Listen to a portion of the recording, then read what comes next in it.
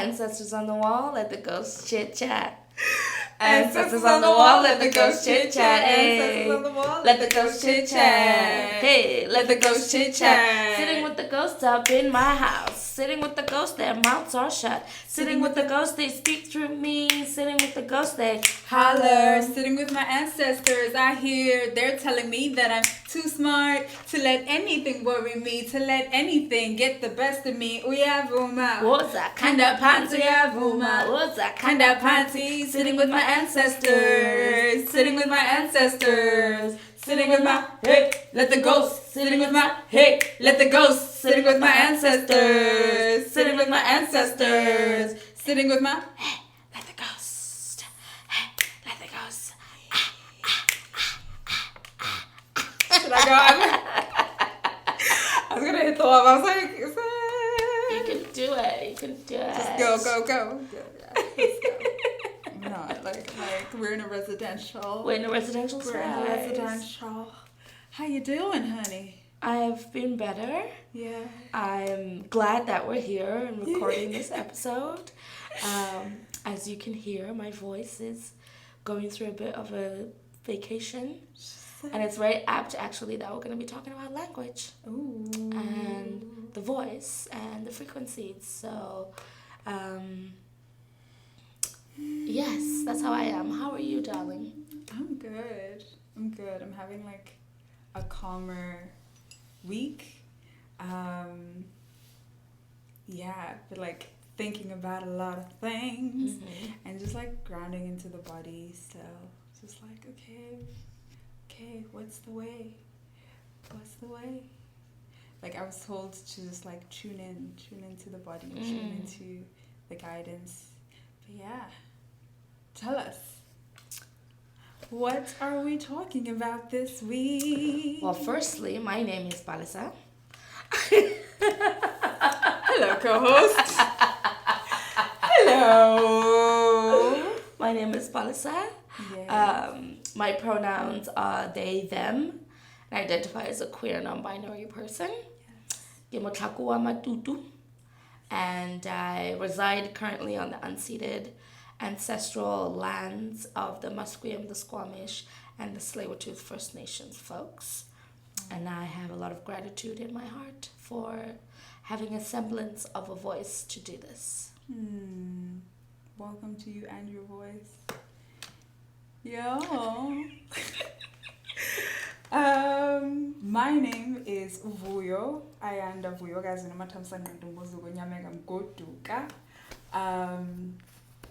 Ndizalwa kwaNyathi naseMandlaneni, and I am here on the unceded lands of the Musqueam, Squamish, and Tsleil-Waututh people as well. I've been here for about 6 years now, and have been honored to be held by this land.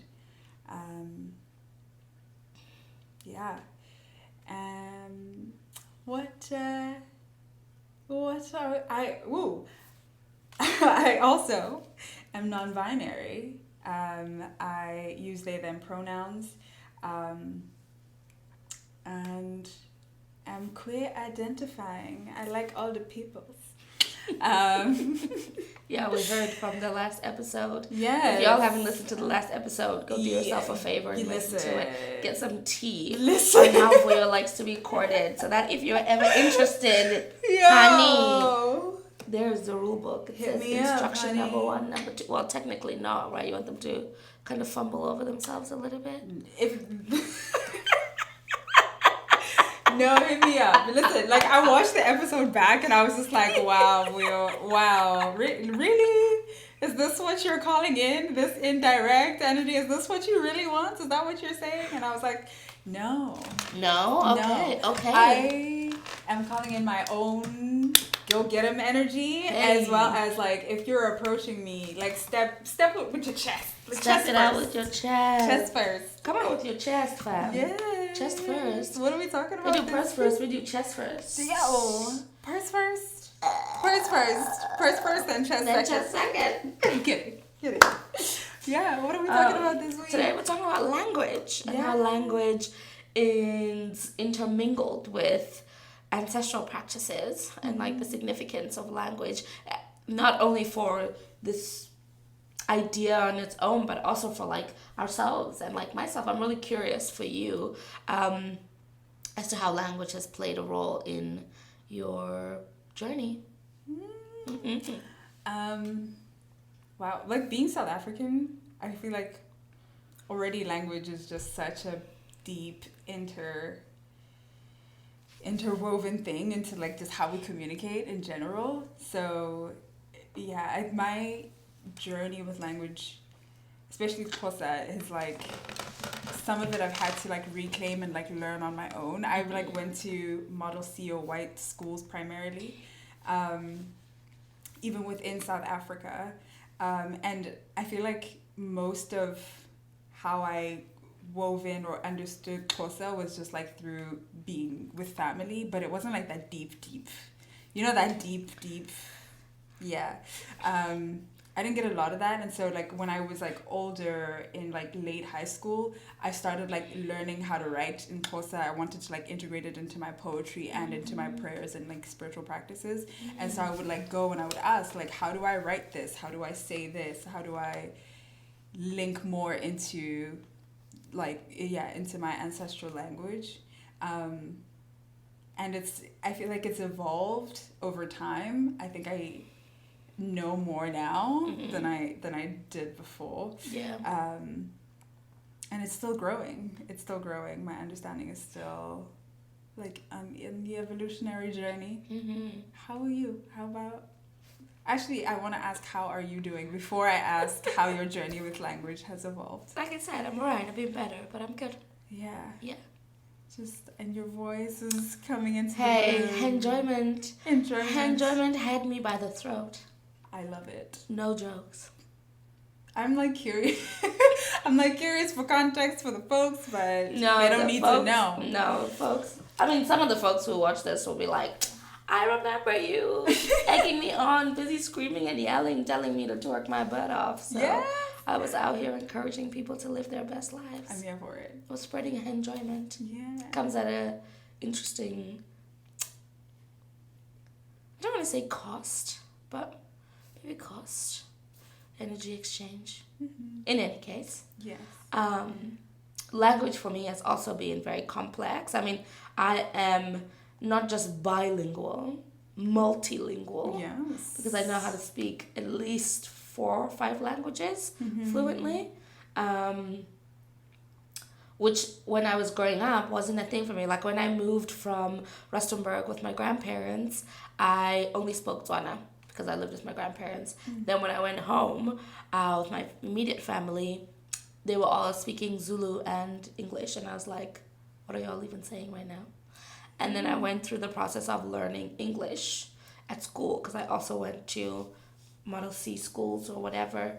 And it was really interesting to like learn English and then come back home and you're learning like Zulu and you have Tswana, and then you go out into the street and you play in the neighborhood with the other kids and somebody's speaking Shangaan, there's Song over there, there's Betty over there, there's this colored person who's speaking Afrikaans over there, and it's just like all of these languages as a melting pot. And I think the really great thing for me being in South Africa at that very time is like being able to learn the language. Maybe I don't have all of the words for every language, but I can understand and then respond in my language.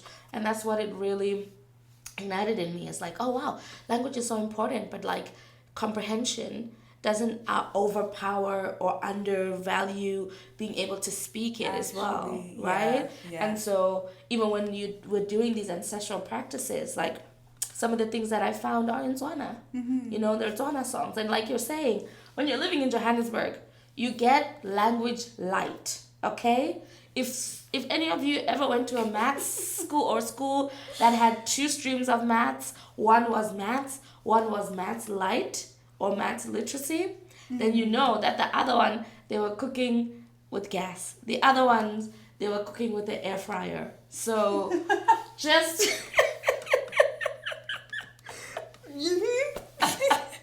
just know that it's very, very diluted when you're in Johannesburg, right? Because you don't have that authenticity, that like deeply rooted, like even when you are gesturing to your body when you're saying it, it's not even just like the language there, it's like it's deep, man. Get khabitjo itse winter fela ka o bapale ka yona wetsi wetsa fela tlhantlharagana wetsi keng, just all of these words, but like saying them really with your gut and with your like whole body. And I think that's a really great way to talk about, for me at least, how when I am speaking my language and I am at my altar and I'm talking to my ancestors, talking to them in my language, just something about it is like, that's the best way to describe it. You feel it, like deep.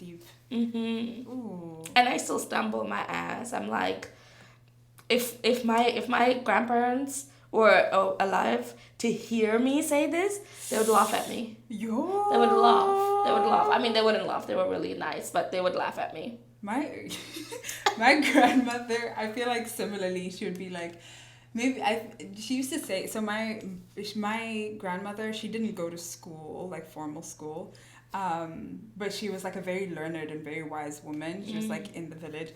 And then my mother, she educated all her kids, but my mom, she would like come back and like speak English or like be learning English and then like stay in English words to my grandmother, and she'd be like, "Yewin, status close up.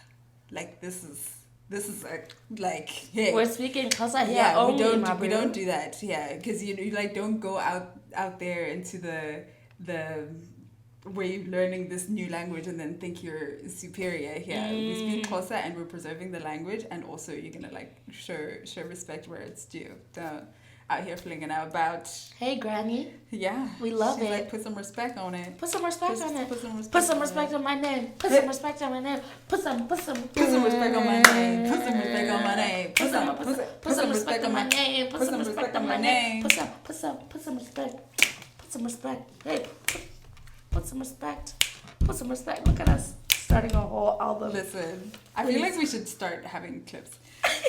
I'm like, yeah.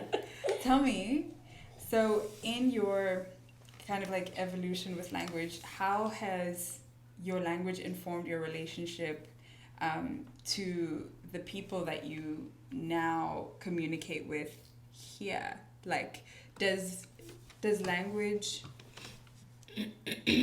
does you having like a multilingual background affect your communication now in where you're like unilingual essentially here in this I think that yes setting? I think it has an effect anyway. I do believe that if I did not have South African friends in Vancouver, then my answer to this question would be very different. But because I have South African friends here, like when I'm talking to Kitu, we're talking in Tswana. Yeah. When I'm talking to you, we're doing we're jumping up and down. All of the things. You know?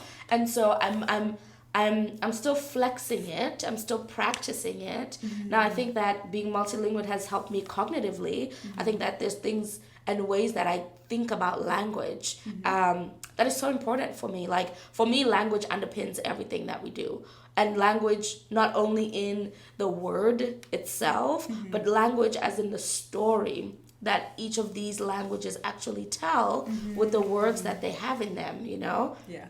And so being able to have these other languages and then also be in a place where it's just English for the most part, it's tough because when I started this process of the ancestral work and like talking and communicating or whatever the case is, I was doing it in English. And I didn't feel, there was a level of shame and guilt in there, definitely, you know, to feel like there's something that I have lost here. I haven't preserved some kind of idea that I have of ancestors who are like this, the way that they paint God, right? This like unrelenting bloody well like instructor who's just gonna smite you, and every chance he gets he's just waiting there like, ooh, do something wrong so he can smite you. Like, that's really not the case. So even the ancestors, you know, even when you're thinking about like praying in the language or like talking to them in the language, it's like, for me, it's just a body enhancement. It really enhances my soul when I do that. And also I do recognize that I have shamed myself and internalized in myself this shame of not knowing how to speak the language so fluently, and so my blessings are being blocked because I can't ask for them and so on. It's like, don't be daft, bruh. Don't be daft, okay? Don't be daft. Don't be daft. No. Duh. No, duh. No. Don't be daft, you know? Your blessings are, no. The blessings are never blocked. And so, for me, that's like the fine balance of things. And I don't think it so much has to do with the geographic location. I think it has to do with colonization and assimilation, yeah. Because even back home, I don't know if before you left or as you were doing your leaving thing, there was this thing before I left where people weren't learning their languages.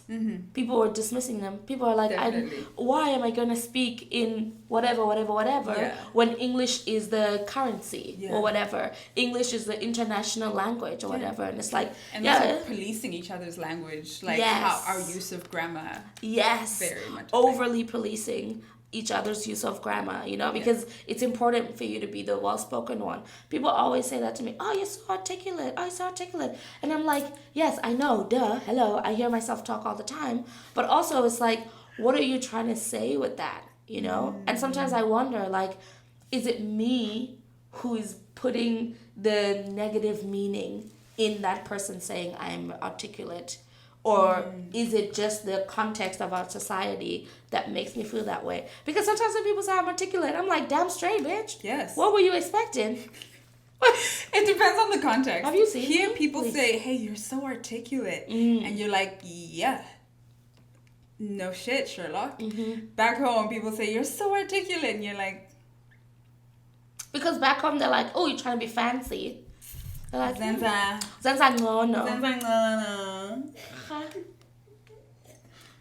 It's almost an insult. There's this like, I don't know if you ever felt that as like when you were younger, being like, we actually talked about this in our very first episode of like how people view, I don't know how to describe this. But we were talking about how the use of language, or people like separating or ostracizing you for like having a specific command of the English language, or like maybe feeling slightly separate from people and how you speak, or like people judging you for like using too much slang or too much English, or like rolling your R's, or like that whole situation. Like, oh my god, blah, blah, blah. And people would be like, yo. Yeah, oh my god. People are wild out here, but I think, who was it? I think it was Sam who said to me like that, because, and I don't know what conversation we're having, and this is not a new concept, but people are always looking for an in-group. People are always looking to belong. And the way that we've been socialized is that the best way to belong is to ostracize somebody else. And so if you can pick out why that person is not meant to be here, then these other people who you're trying to quote unquote impress, if they get impressed by that, they're already on your quote unquote side, right?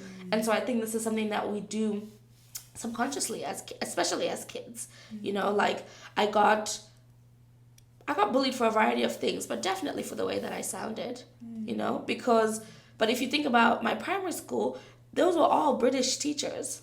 Those were all white British teachers that were in South Africa teaching the children. And so all of my class, ask, all of this little bullshit that people used to egg me on about, you know, it's like now that I'm here, I'm able to attribute it to colonization and assimilation and all of these other things. Right. But before, it just felt like a part of me that was trying to be something that I wasn't, you know? And so it was like double code switching for some random reason. However, what about you? Because you asked me the question about living in a monolingual society. How has that been for you? knowing that you come from are you bilingual or multilingual? Multilingual. Yeah, I think language, or like the way that I use language, has like shifted in terms of like how frequently I'm accessing different different ways of like communicating. I think, but I don't think I've lost particular language skills. I think the frequency, my thought happens in English primarily, which is what I notice. But I think how I communicate and the way that I communicate with, say, you or Gitu, like I'm still grasping and understanding multiple languages at day just because of having been raised in South Africa. But I don't think that living here has shifted how I communicate drastically. So, but there's definitely some words where I'm like, yo, ganane, how do you say this? Even that, I'm like, and I'm like, okay, let me actually, I think getting back into the practice of like just communicating more, I think it grounds language. Yeah. Just in like habitual language. It grounds it more into the body, into the way that you communicate. Yeah, I was even thinking about like, talking about spiritual practices really is like when I started meditating, and then shortly after that, when you're like on YouTube going through all these guided meditations, it'll start to give you suggestions. And one of the suggestions was mantras, and to start chanting mantras, right? And so then I got into chanting mantras, which are obviously in Sanskrit, I think, in the ones that I was chanting. And obviously that's a whole other language that I don't know. I have zero grasp of it, right? But the frequency of the words, like you can feel them. This is also what a lot of people say with music. It's like, I might not know what it is that they're saying, but I can feel the energy. I can feel the vibe, And so I wonder how that influences or affects the way that we think we're communicating or connecting to our ancestors. Because just because ukhuluma ngesingisi or ukhuluma ngani, it doesn't mean that your intention is going to be heard and translated into that thing. And so I think that because I've been thinking about this a lot, and I think even for me, I'm giving myself the reassurance that like intention is really the place to start with this whole language thing. And then going into like, hobua, huiti, maina, huito hore kidina lady, which is the stars, huito hore chelete, like that's just like, ways of feeling. But like I was saying, there's just a feeling. But yeah, I'm gonna ramble on something else now, but it's just that it's like being able to connect back to the intention of things as well. Right. I think like we may have like touched on this briefly, but like the language that you currently use to pray primarily, what is that? Tswana. Yeah. And then how does that I mean, we touched on this earlier on, but like how does that inform how you feel and conjure up, and the strength and the faith behind your words as you're speaking it? I don't know, really. Do you feel like there's a weaving in terms of like feeling and sensation when you're speaking in Tswana versus English? Yes. And that's in and outside of prayer. When I speak Tswana, it's great. Even if in Kulmi Zulu, like it's great. Just not speaking English is fantastic. There's a different...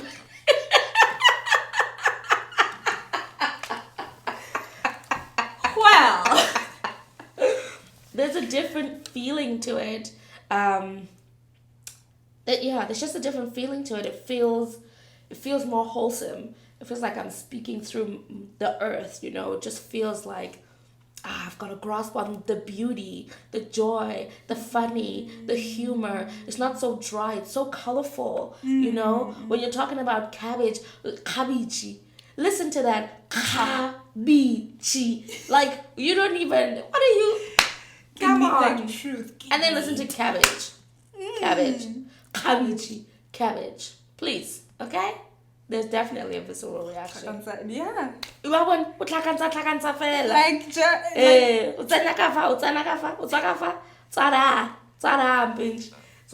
how it's like it's so fun. Like yeah, like the words just also like you get to use so much more of your own, and like if like voice and language and sound is frequency, the amount of movement that occurs just in the way that we use our mouths and like emote and like invoke sound is so, there's some medicine in there that I'm like, wow.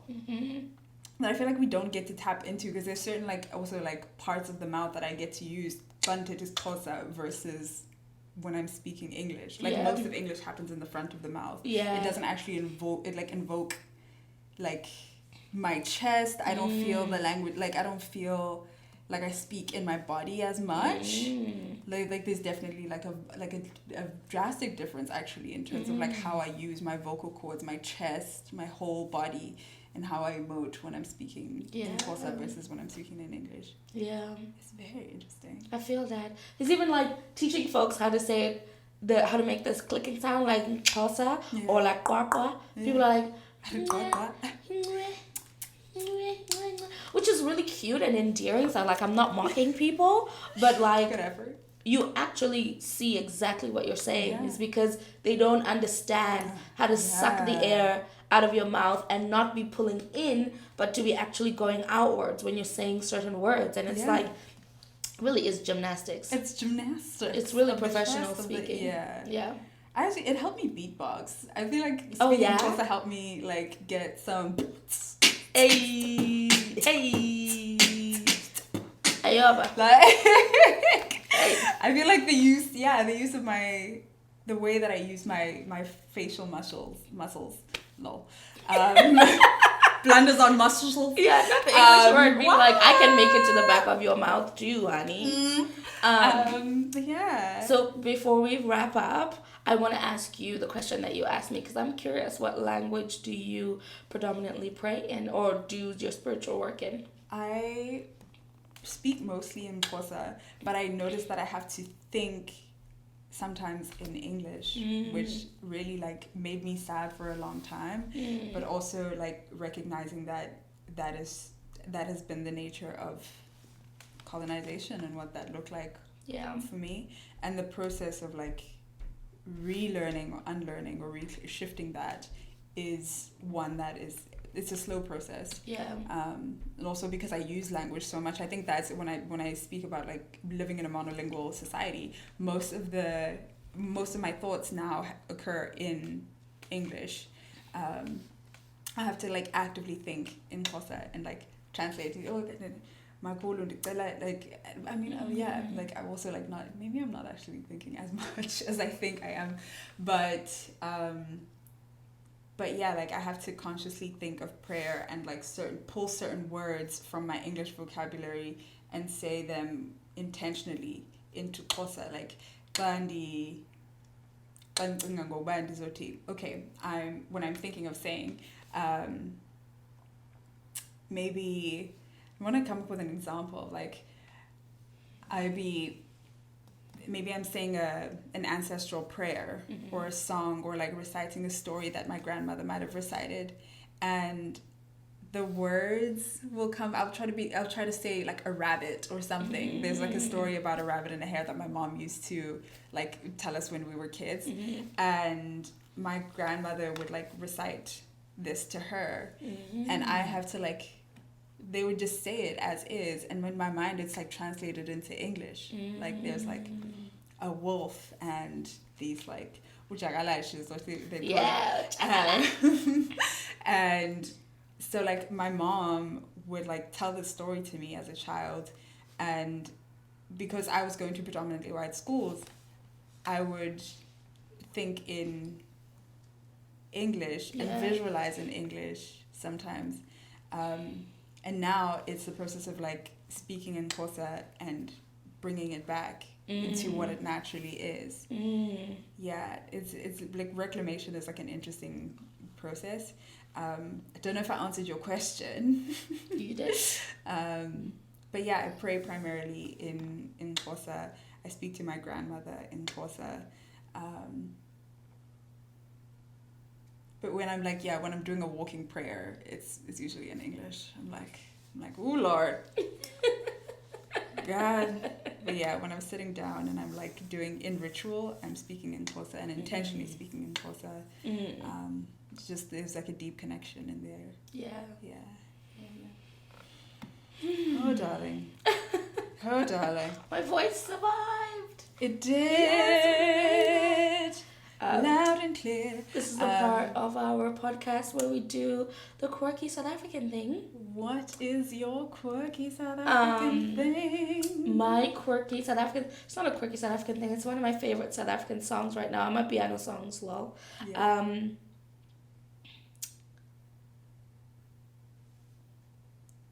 Why is my brain like this? It must be a piano song because of the things that it has in it. But it's a song by Casper Nyovest. Ooh, it's Nubani Siyathandana. I think it's called Siyathandana. Oh. And it's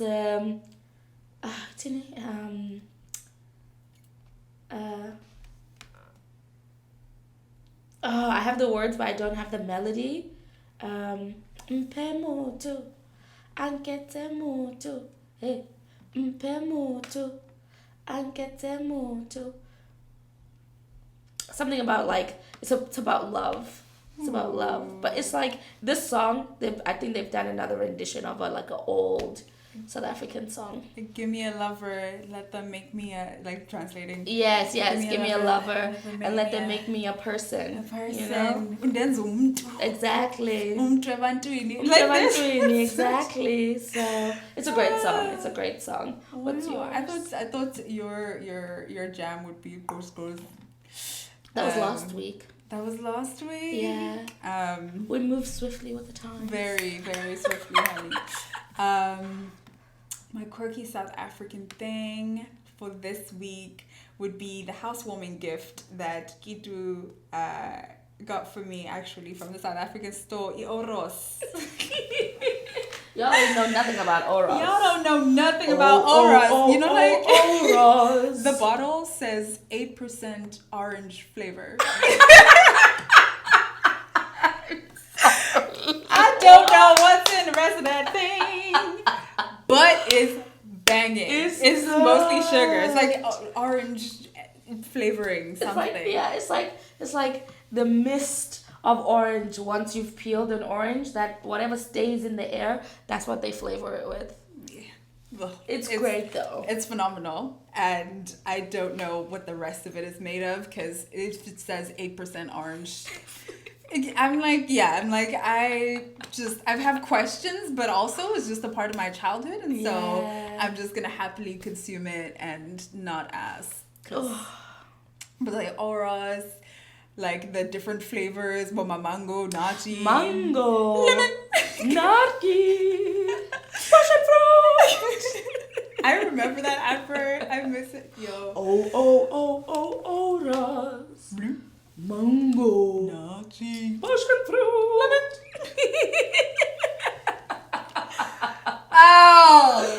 Adverts in South Africa. Oh, bad. Adverts in South Africa. Somebody was saying yesterday that ads in SA are slap. They really are good. They really put in the effort. They really did. Wow. All right. Thank you. Well, thank you for another wonderful episode. Wow. Everybody, we will see you next week for another awesome episode of the Bonolo podcast. I have been one of your co-hosts, Palesa. And I have been your other co-host, Vuyo. And we'll see ya. Bye.